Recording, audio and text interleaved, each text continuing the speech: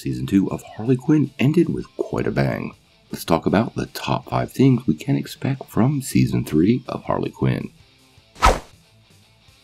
Hey guys, thanks for tuning in to Comic Book Nostalgia. I'm CB Nostalgia, and we're going to take a couple minutes to talk about Season 3 of Harley Quinn. But first, I wanted to remind everybody, if you're looking for your place for all your comic book news, rumors, and reviews, all while looking for the best and positive in these characters we love, make sure you hit that like button and press subscribe. Well, Season 2 of Harley Quinn closed a ton of storylines. Harley and Ivy finally got together, the city is saved, and Dr. Psycho is where he belongs. So it's a perfect time for a top 5 list for Season 3. So without any delay, our top 5 predictions for Season 3 of Harley Quinn on HBO Max. Number 5. No more Mr. J. By the end of Season 2, we saw the Joker get his very own happy ending. This time, thankfully, it wasn't with Harley. As the series moves on, we really think they're going to avoid using the Joker. If anything, his presence will only be there to maybe temporarily disrupt Harley or remind her of her past. Leaving him with Bethany would be a pretty smart move for Harley, the Joker, and Gotham as a whole. And by leaving the Joker somewhere in her past, it lets Harley grapple with a lot of her own stories, instead of us always circling back to the Joker. The show can still have all its angst and all its drama, but just minus the crowned Prince of Crime. The only downside to any of this that I can see is less Alan Tudyk as the Joker. I have to say, him portraying the character has been the best animated version since Mark Hamill. We think the series will keep on going just fine. We find it less likely the Joker is going to make it back into any major storylines. Number 4. Little Girl Harley.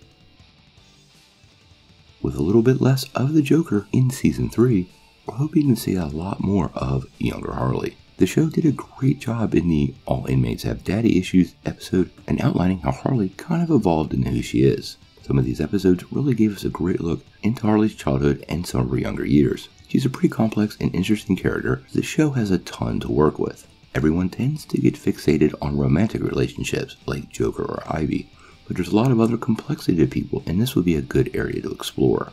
Let's not forget how screwed up Harley's parents are. Number 3. Kite Man, hell yeah.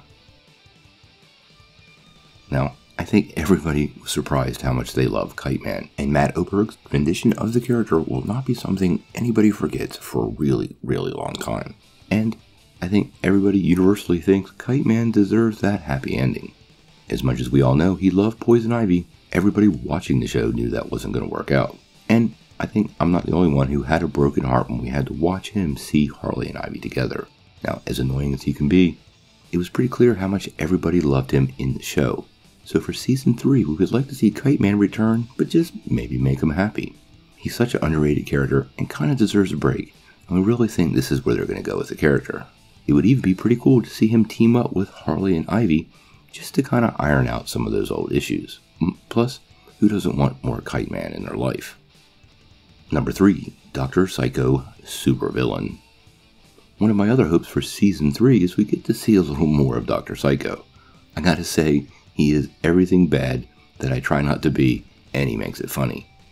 Now, we eventually saw him end up in Arkham Asylum at the end of Season 2, so there's absolutely no way we won't see him in Season 3. And let's not forget, he's pissed. Seeing him teamed up with Harley was always sort of odd, especially the way he treated other women in the DC Universe. But now, seeing him as a primary antagonist would be perfect. I totally think Psycho is going to return, but I also think Harley and Ivy will take him down. His betrayal to the crew was pretty shocking, and I'm sure they'll want some more revenge. These are bad guys, not heroes. In any case, I think bringing Dr. Psycho back as a villain is a pretty solid prediction. Number 1. The Crew.